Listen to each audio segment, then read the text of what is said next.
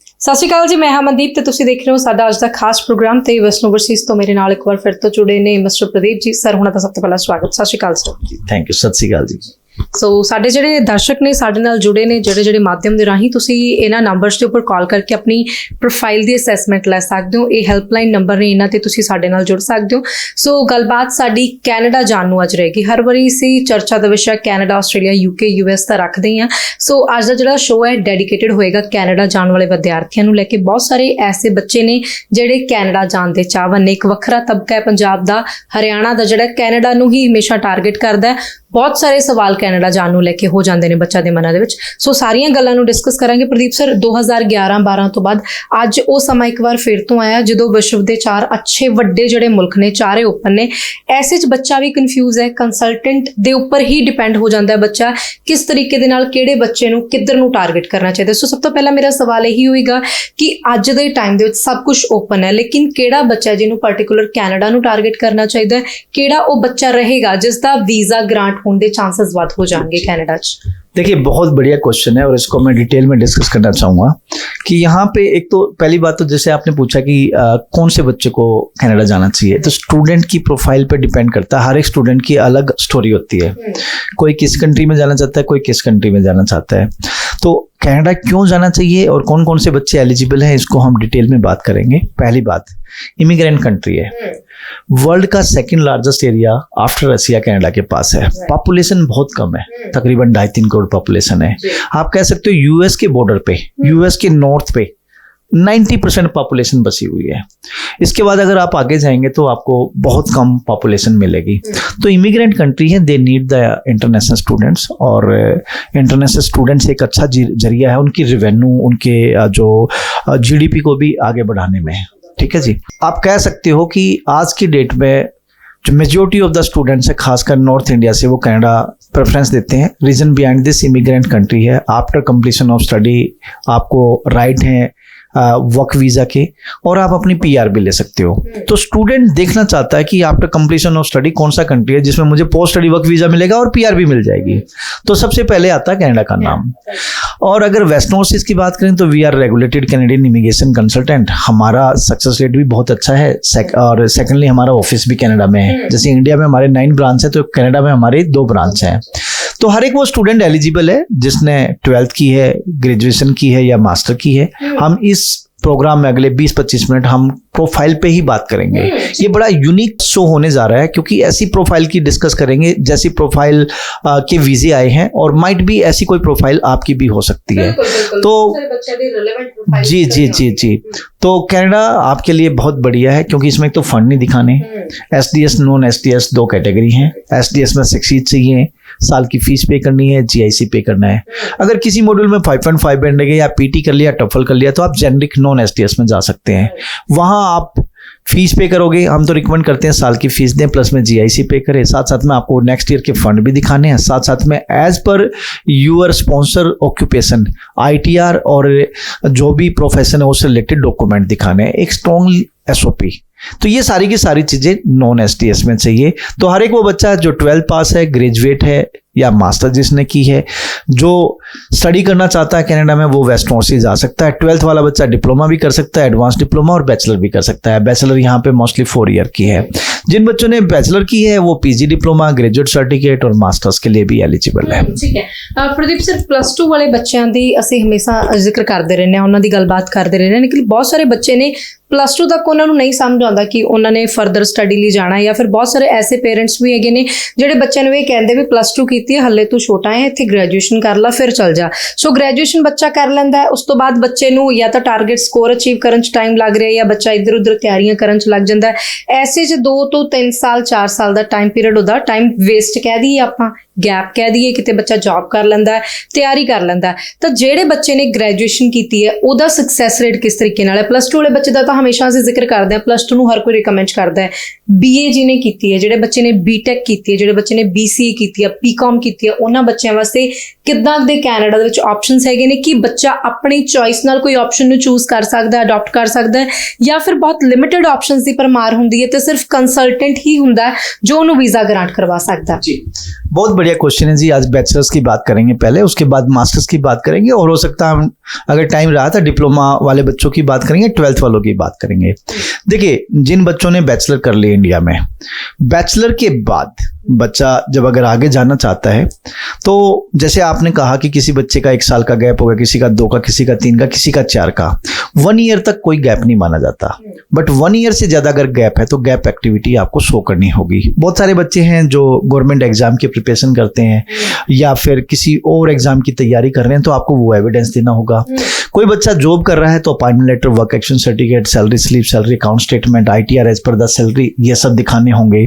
अगर बच्चे ने इसके अलावा कोई मेडिकल इश्यूज रहा है, फैमिली प्रॉब्लम रही है, तो वो सारे एविडेंस देने होंगे।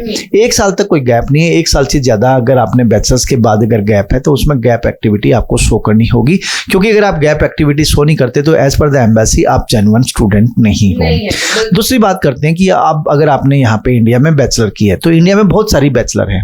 बच्चा ह्यूमैनिटीज बैकग्राउंड में कर रहा है, BA वगैरह, बच्चे ने बीटेक की है, बीटेक की बहुत सारी स्ट्रीम्स हैं, इंजीनियरिंग फील्ड, IT है, इलेक्ट्रिकल है, मैकेनिकल है, सिविल है, फिर सिंपल BSc भी करता है बच्चा, नॉन मेडिकल और मेडिकल में।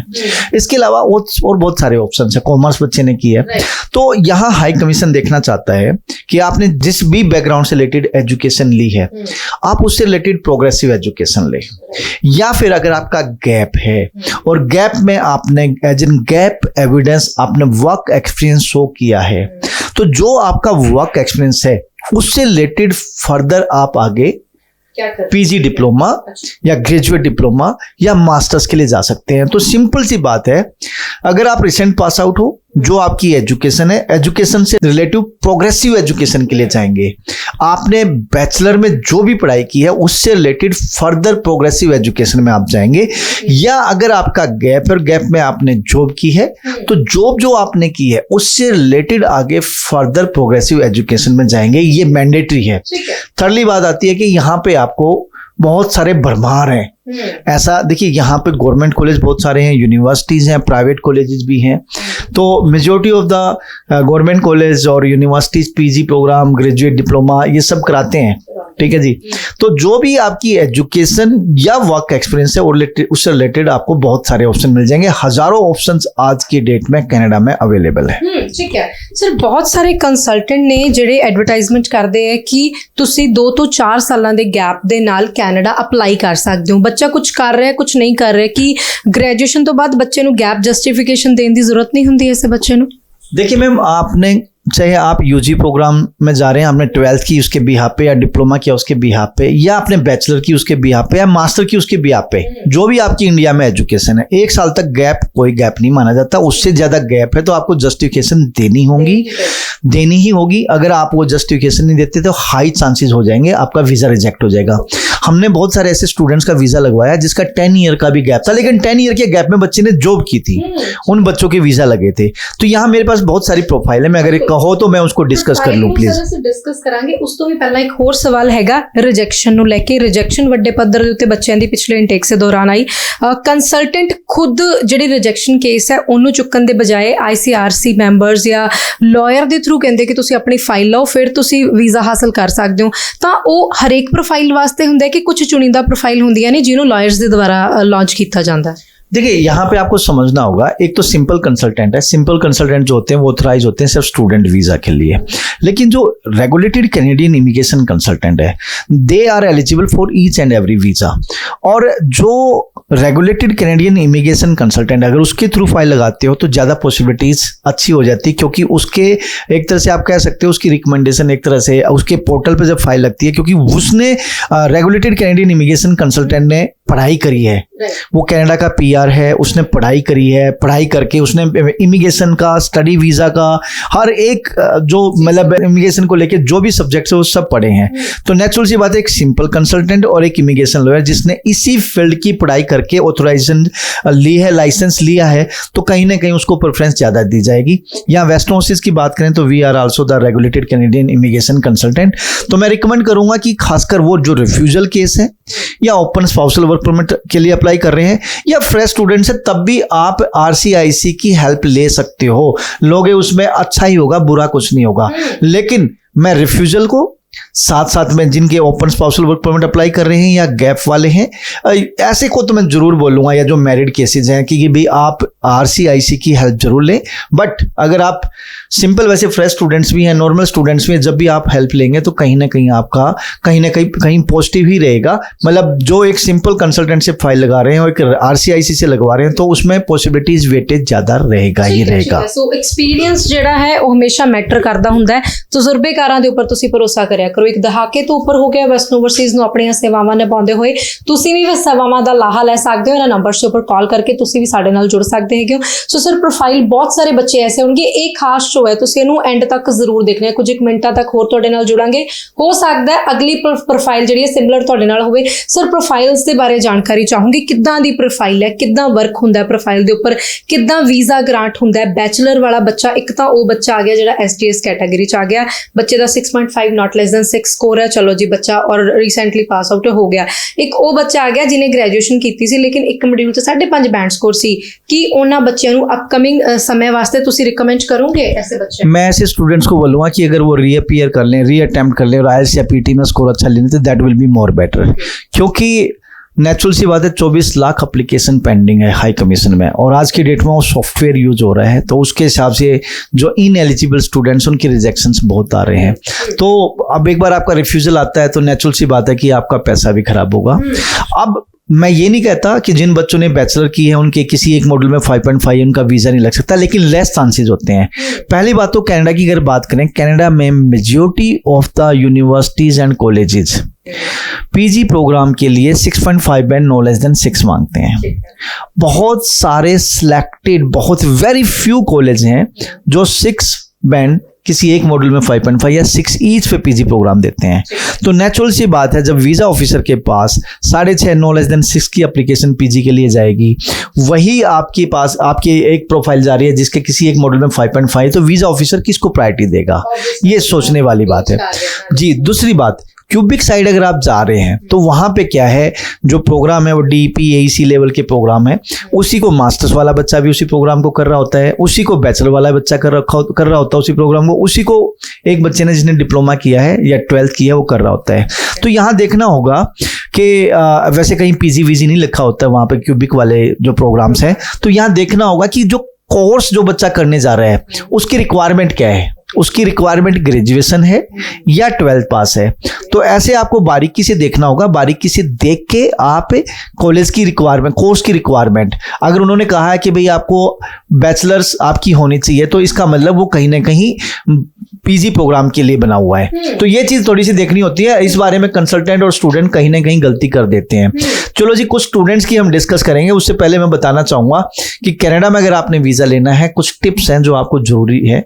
एक तो ये है कि जी आपकी एजुकेशन कंप्लीट होनी चाहिए, आप 12th पास हो या बैचलर या डिप्लोमा या मास्टर्स, आपकी एजुकेशन कंप्लीट हो। गैप है तो गैप के आपको एविडेंस देने होंगे। आपका इंग्लिश लैंग्वेज एबिलिटी IELTS या PT में स्कोर होना चाहिए। इसके अलावा रिलेवेंट कोर्स के लिए आपको जाना होगा, रिलेवेंट के साथ साथ प्रोग्रेसिव कोर्स के लिए। रिलेवेंट का मतलब तो ये जो प्रीवियस एजुकेशन ली और आगे फर्दर करने जा रहे हैं। प्रोग्रेसिव का मतलब है कि जो रिलेवेंट प्रोग्राम है वो एक स्टेप ऊपर होना चाहिए। मतलब आपने बैचलर की है तो आप किसी UG डिप्लोमा के लिए ना जाएं, आप ग्रेजुएट डिप्लोमा, PG डिप्लोमा या मास्टर्स के लिए जाएं। ठीक है जी, ऐसा ना हो कि आप UG डिप्लोमा के लिए जा रहे हैं, जा तो रिलेवेंट रहे हैं लेकिन आपने UG ले लिया तो वहां रिजेक्शंस आ जाएंगे कि भैया ऑलरेडी तो आप ये सारी पढ़ाई कर चुके हो। तो कहने का मतलब है अगर आपने बैचलर की है तो आपको PG डिप्लोमा या ग्रेजुएट डिप्लोमा, ग्रेजुएट सर्टिफिकेट या मास्टर, दैट इज प्रोग्रेसिव। तो प्रोग्रेसिव एजुकेशन के लिए जाना होगा। साथ साथ में जो आपके स्पॉन्सर्स हैं वो फाइनेंशियल साउंड होने चाहिए, उनकी ऑक्यूपेशन होनी चाहिए, उनकी ITR स्ट्रॉन्ग होनी चाहिए और आपकी एक डीप रिसर्च होनी चाहिए। Why Canada, why particular this course, course content, outcome of this course, same course तो इंडिया में अवेलेबल है तो बाहर ये कनाडा में ये कोर्स क्यों करना जा रहे हो। तो ये सारी की सारी चीजें बतानी होगी। हाई कमीशन चाहती है कि आप एक बोनाफाइड स्टूडेंट हो, जेन्युइन स्टूडेंट्स हो, हमारे कंट्री में पढ़ने आ रहे हो, पढ़ के आप वापस जाएंगे। ठीक है जी, इन चीजों का आपने ध्यान रखना है। अब इन सभी चीजों को देखते हुए मैं कुछ केसेस को डिस्कस करूंगा जो रिसेंट बच्चे पास हुए हैं जिनके वीजे लगे हैं। अब देखेंगे आप तो मोस्टली स्टूडेंट्स के रिलेवेंट प्रोफाइल है, प्रोग्रेसिव और रिलेवेंट, तो जिसमें हमने डाला तो उन बच्चों के वीजे लगे।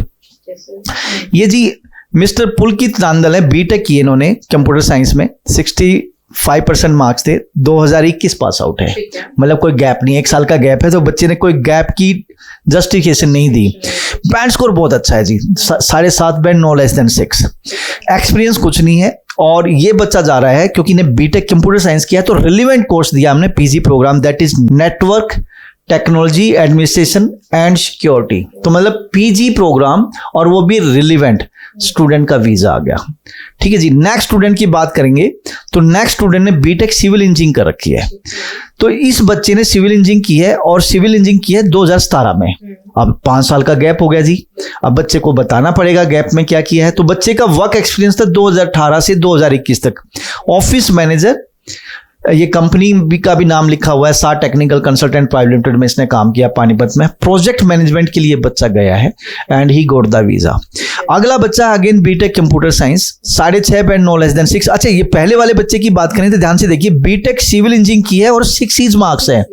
6 ईच बैंड पे इस बच्चे का सोल्ट कॉलेज में, शू कॉलेज में, और प्रोजेक्ट मैनेजमेंट के लिए आया। देखिए अगर ध्यान से, पहला बच्चा B Tech computer science 2021, 6.5 no less than 6, और ये सिविल इंजीनियरिंग बच्चे ने की है, 6 ईच बच्चे के मार्क्स थे।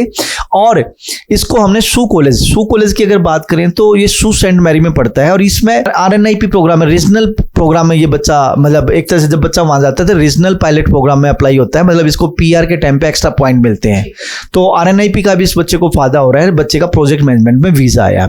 ऐसे बहुत सारे कॉलेज हैं जो रीजनल एरिया में है, वहां कहीं ना कहीं इसके 6 सीट्स के कारण और रीजनल कॉलेज में जाने के कारण, रीजनल एरिया में जाने के कारण ही गोट द वीजा। बिल्कुल जी। आम तौर ਦੇ ਉੱਤੇ ਕੀ ਹੁੰਦਾ ਹੈ ਸਰ, ਜਿਵੇਂ ਬੀਟੈਕ ਸੁਣ ਲਿਆ, ਬੀਟੈਕ ਤੋਂ ਬਾਅਦ ਬਹੁਤ ਸਾਰੇ ਕੰਸਲਟੈਂਟ ਐਸੇ ਜਿਹੜੇ ਸਟੱਡੀ ਨਹੀਂ ਕਰਦੇ, ਉਹਨਾਂ ਨੇ ਕੁਝ ਇੱਕ ਕੋਰਸ ਚੁਣੇ ਹੁੰਦੇ, ਉਹੀ ਬੱਚੇ ਨੂੰ ਰਿਕਮੈਂਡ ਕਰ ਦਿੰਦੇ। ਇਹ ਸ਼ੋਅ ਤੁਹਾਨੂੰ ਦਿਖਾਉਣ ਦਾ ਮਕਸਦ ਇਹਦੇ ਪਿੱਛੇ ਇਹ ਹੈ ਵੀ ਤੁਸੀਂ ਬੀਟੈਕ ਕੀਤੀ ਹੈ, ਬੀਟੈਕ ਤੁਹਾਡੇ ਕੋਲ ਸਟ੍ਰੀਮਲਾਈਨ ਕੀ ਸੀ, ਤੁਹਾਡੇ ਸਟ੍ਰੀਮਲਾਈਨ ਦੇ ਵਿੱਚ ਤੁਹਾਡਾ ਸਕੋਰ ਕਿਹੜੇ ਜਿਹੜੀ ਸਟ੍ਰੀਮ 'ਚ ਕਿਹੜੇ ਸਬਜੈਕਟਸ ਕਿੰਨਾ ਕੁ ਵਧੀਆ ਸੀਗਾ। ਸੋ ਉਸੇ ਨਾਲ ਰਿਲੇਵੈਂਟ ਹੀ ਤੁਹਾਨੂੰ ਜਿਹੜੀ ਪ੍ਰੋਗਰਾਮਸ ਹੈ ਉਹ ਸੁਜੈਸਟ ਕੀਤੇ ਜਾਂਦੇ ਆ, ਉਸੇ ਨਾਲ ਰਿਲੇਟਡ ਹੀ प्रोविंस ਜਿਹੜੀ ਹੈ ਕਾਲਜ ਜਿਹੜੇ ਆ ਤੁਹਾਨੂੰ ਰਿਕਮੈਂਡ ਕੀਤੇ ਜਾਂਦੇ ਨੇ। ਸਰ नेक्स्ट बच्चे ਦੀ जी, next BTech again computer science and engineering बच्चा है, 6.5 नो लेस देन 6 है, 2021 पास आउट है। बच्चे का नाम विशाल दलाल है, ये बच्चा रोहतक से बिलोंग करता है। कॉन्स्टेबल कॉलेज में पीजी प्रोग्राम रिलेवेंट फील्ड में जा रहा है, applied network infrastructure and system administration, बच्चे का वीजा लगा है। अगला बच्चा है रेहन ने बीएससी की नॉन मेडिकल बीएससी, मतलब फिजिक्स केमिस्ट्री मैथ पढ़ा है बच्चे ने, 7.5 नो लेस देन 6.5 बैंड है, चंगा स्कोर है आइल्स में। और ये बच्चा बेंगलोर से बिलोंग करता है, बेंगलुरु से। और बच्चा जॉर्जियन कॉलेज में प्रोजेक्ट मैनेजमेंट में बच्चे का वीजा निकला। ठीक है जी। तो मतलब आप देखिए कि BSc non medical 2020 pass out है, बेंगलुरु से बिलोंग करता है, जॉर्जियन कॉलेज में without any work experience show किया, प्रोजेक्ट मैनेजमेंट में बच्चे का वीजा आया। 2 साल के गैप दे नाल जी। अगर नेक्स्ट स्टूडेंट की बात करें, बीटेक किया बच्चे ने Naval architecture and ship building में, और 6.5 नो लेस देन 6.5 बैंड थे। इसके अलावा 2018 से 21 बच्चे ने काम किया है, असिस्टेंट मैनेजर है शिव दर्शन एसोसिएट कंपनी में, और कैनाडोर कॉलेज में प्रोजेक्ट मैनेजमेंट के लिए इस बच्चे का वीजा आया है। प्रोजेक्ट मैनेजमेंट हर एक बच्चा कर सकता है जिसने बीटेक, बीबीए, बीसीए, बीकॉम किया है, तो उनको ये प्रोजेक्ट मैनेजमेंट, क्योंकि हर एक इंडस्ट्री में कुछ ना कुछ प्रोजेक्ट होता है, तो उनको प्रोजेक्ट मैनेजर चाहिए ही चाहिए। तो ये बड़ी रिलेवेंसी मैटर करती है यहाँ पे, और रिलेवेंसी थी तो स्टूडेंट को होता वीजा। अगला बच्चा है बी फार्मेसी की है, और 59% मार्क्स है, 2018 पास आउट है। 2018 से लेके 22 तक बच्चे का क्वालिटी एश्योरेंस एनालिसिस का वर्क एक्सपीरियंस है। गुडरिच कंपनी है ये, कार्बोहाइड्रेट्स लिमिटेड के नाम से। और बच्चे ने पीजी डिप्लोमा लिया है हेल्थ मैनेजमेंट में। बी फार्मेसी के बाद वर्क एक्सपीरियंस है, और ये CBU में, केबटन यूनिवर्सिटी में PG diploma health care management में बच्चा जा रहा है, ही गोट द वीजा। तो ये रिलेवेंसी है मैम। अगली बात करें तो बीएससी नॉन मेडिकल बच्चे ने की है, 2020 पास आउट है, कोई वर्क एक्सपीरियंस नहीं है, कैनाडा कॉलेज में अगेन प्रोजेक्ट मैनेजमेंट है। ये ब्रिज मोहन है बच्चे का नाम। मैनेजमेंट बहुत फ्रूटफुल कोर्स है जी। ਜਿਹੜੇ ਵੀ ਬੱਚੇ ਦਾ ਸਕੋਰ ਅੱਛਾ ਹੈਗਾ, ਐਲੀਜੀਬਿਲਟੀ ਨੂੰ ਮੀਟ ਕਰ ਰਿਹਾ, ਪ੍ਰੋਜੈਕਟ ਮੈਨੇਜਮੈਂਟ ਦੇ ਵਿੱਚ ਜਿਹੜਾ ਆਪਣਾ ਸਕਸੈਸ ਰੇਟ ਹੈ ਉਹ ਈਜ਼ੀਲੀ ਵੀਜ਼ਾ ਆਪਣਾ ਗ੍ਰਾਂਟ ਕਰਵਾ ਪਾ ਰਿਹਾ ਹੈ ਨਾ।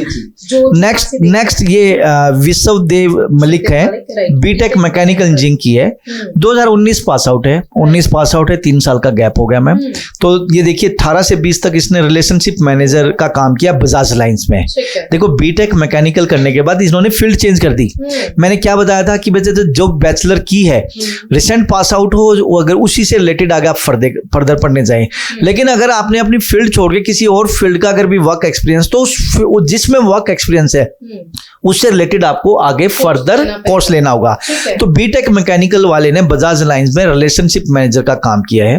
तो अगेन प्रोजेक्ट मैनेजमेंट में बच्चे का वीजा आ गया। ठीक है, यहाँ पे इन्होंने फील्ड चेंज की है, तो ठीक है। बहुत सारे बच्चे जिन्हों ने बीटेक की सिविल दे विच कर ਲਈ, बाद ਦੇ ਵਿੱਚ ਉਹਨਾਂ ਨੇ ਕੋਈ ਡਿਪਲੋਮਾ ਕਰ ਲਿਆ ਕੰਪਿਊਟਰ ਦਾ, ਜਾਂ ਜਿੱਦਾਂ PGDCA ਕਰ ਲੈਂਦੇ ਨੇ ਬੱਚੇ, ਜਾਂ ਫਿਰ DCA कर लेंदे ने, ऐसे बच्चों ਨੂੰ भी इदा प्रोजेक्ट मैनेजमेंट फ्रूटफुल रहता है? देखिए मैं सलाह दूंगा जो बच्चे जिन्होंने ऑलरेडी बैचलर कर लिया है, कोई वो ऐसा कोई अगर रिलेवेंट वो नहीं, वो मैं उसी की बात कर रहा हूँ, कोई ऐसा रिलेवेंट कोई डिप्लोमा बीच में ना फंसाएं। जी गैप को जस्टिफाई करने के लिए ऐसे कोई डिप्लोमा ना बनवाएं। आपका नेचुरल वर्क एक्सपीरियंस हो, दैट इज गुड।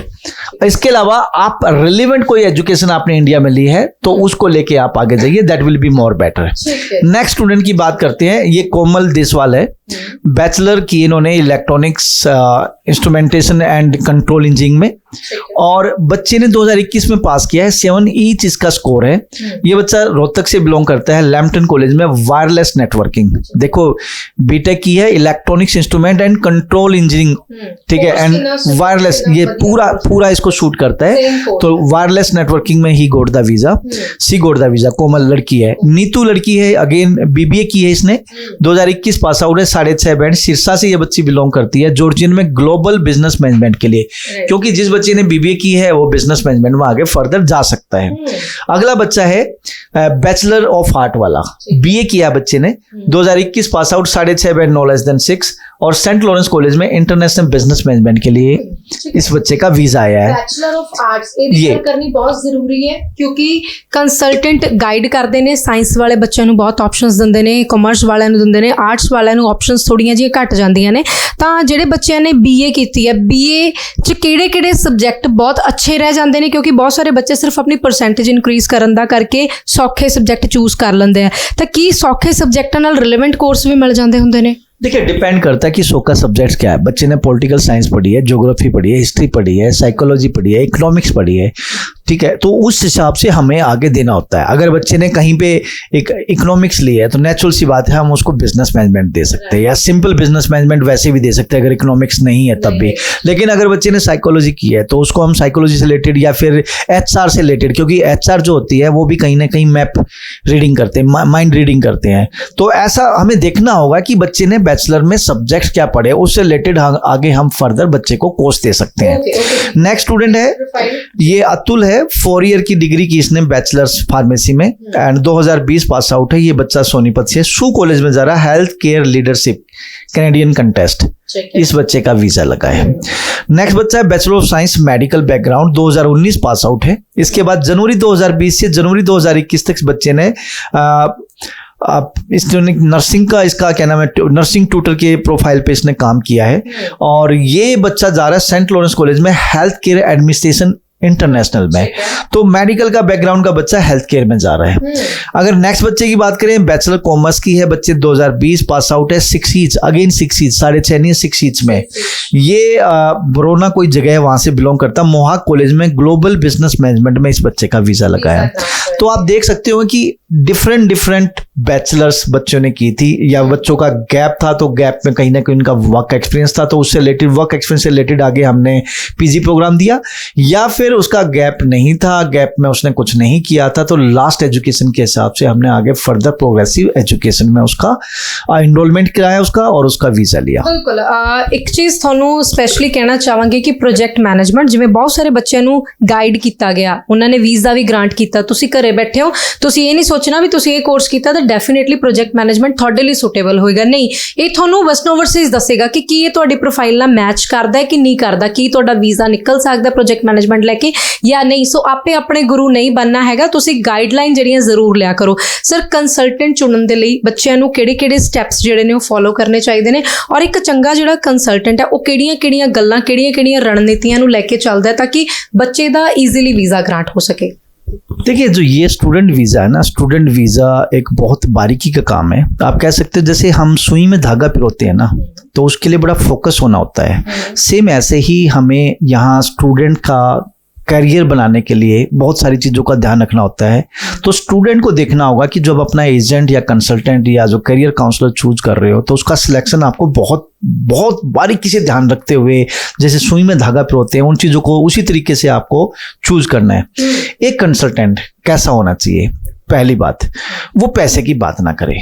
ये यूनिवर्सिटी से हमें कमीशन आता है, कॉलेज से हमें कमीशन आता है, ठीक है, हम अपना सर्विस चार्ज ले सकते हैं, लेकिन बहुत सारे कंसल्टेंट है जो मतलब सिर्फ पैसे की बात करते हैं, ठीक है। तो यहाँ जहाँ जिसने बोल दिया कैश दे दो, उसके ऑफिस से उठ जाओ, वहां बैठो ही मत एक सेकंड के लिए। सेकंड बात, आपने ध्यान रखना है, थोड़ा सा डीप रिसर्च करके जाएं कंसल्टेंट के बारे में, उसके गूगल रिव्यूज देख लें, क्योंकि जो जेन्युइन कंसल्टेंट होगा उसके रिव्यूज अच्छे होंगे। हाँ, उसके भी कुछ नेगेटिव हो सकते हैं, लेकिन majority of the Google review will be positive. दूसरा, कंसल्टेंट और कंसल्टेंट जो कि काउंसलर है वो एजुकेटेड होनी चाहिए, उसको डीप नॉलेज होना चाहिए about the college, about the course, about the geographical area of the country, about the filing process, each and everything. ऐसा नहीं कि सिंपल हर एक बच्चे को प्रोजेक्ट मैनेजमेंट दे दिया, ऐसा नहीं चलेगा। प्रीवियस एजुकेशन या प्रीवियस वर्क एक्सपीरियंस को देते हुए आगे बच्चे का करियर बनाने की बात होनी चाहिए। आज एक स्टूडेंट आया था मेरे पास, वो बोलता है कि मैंने पटियाला में किसी से फाइल लगवाई, उस कंसल्टेंट ने उसको फाइल ही शेयर नहीं करी, उसको यही नहीं पता कि भाई वो किस प्रोग्राम के लिए जा रहा है। बच्चे ने 12th क्या नाम है ट्रेड कोर्स में की थी, मैकेनिकल में, और उसको ऑफिस एडमिनिस्ट्रेशन का उसको वर्क उसका क्या नाम है उसको क्या नाम है कोर्स दे दिया। तो how the student will get the visa, उसका रिफ्यूजल आया। तो यहाँ पे आप आंख मत मीचिए, ठीक है, आपको पता होना चाहिए कि भाई आप जहां जिस कंसल्टेंट के पास जा रहे हैं तो वो आपका वीजा लगवाएगा तो कौन से कोर्स में, थोड़ा सा डीप रिसर्च आपको करना होगा। कोई कंसल्टेंट आपको घर से नहीं बुलाने आता, आप खुद रिस्पॉन्सिबल होते हैं अपने करियर को स्पॉइल करने के लिए। नेक्स्ट चीज आपको ध्यान रखनी है कि भाई वो कंसल्टेंट के डायरेक्ट टाइप्स हों, या टाइप्स ही नहीं होते, फाइलें ऐसी फ्लो में बहती रहती हैं, इधर से उधर चली गई, उधर से उस कंसल्टेंट के पास, उस कंसल्टेंट से उस कंसल्टेंट के पास, पता ही नहीं होता मेन कंसल्टेंट या कॉलेज को कि बच्चा कहाँ है ਬੱਚੇ ਦਾ ਕੀ ਫਿਊਚਰ ਪਰਸਪੈਕਟਿਵ ਕੀ ਨੇ। ਸਰ ਬਹੁਤ ਸਾਰੇ ਐਸੇ ਬੱਚੇ ਵੀ ਨੇ ਜਿਹੜੇ ਬਹੁਤ ਅੱਛਾ ਬੈਂਡ ਸਕੋਰ ਲੈ ਲੈਂਦੇ ਨੇ, ਇਸ ਕਰਕੇ ਓਵਰ ਕੌਨਫੀਡੈਂਟ ਹੋ ਜਾਂਦੇ ਆ ਕਿ मैं तो ਜਿਹੜਾ ਮਰਜ਼ੀ कोर्स चूज कर ला, मेरा वीजा ग्रांट होना ही होना है। ऐसे बच्चों को की सजेस्ट करोगे? मैं बस वही कहूंगा कि आप थोड़े से डीप रिसर्च करें। जब तक आप डीप रिसर्च नहीं करेंगे तब तक नहीं होगा, आपको डीप रिसर्च करने होंगे और कंसल्टेंट को फाइनलाइज करना होगा। नेक्स्ट, कंसल्टेंट को फाइनलाइज करने की जो बात चल रही थी वो ये थी कि भाई डायरेक्ट टाइप्स हो, टाइप के साथ साथ वो प्रोफेशनल क्वालिफाइड होना चाहिए, उसको trained by high commission, trained by college और यूनिवर्सिटी होना चाहिए, उसके वो सिर्फ पैसे की बात ना करे, वो आपके करियर की बात करें।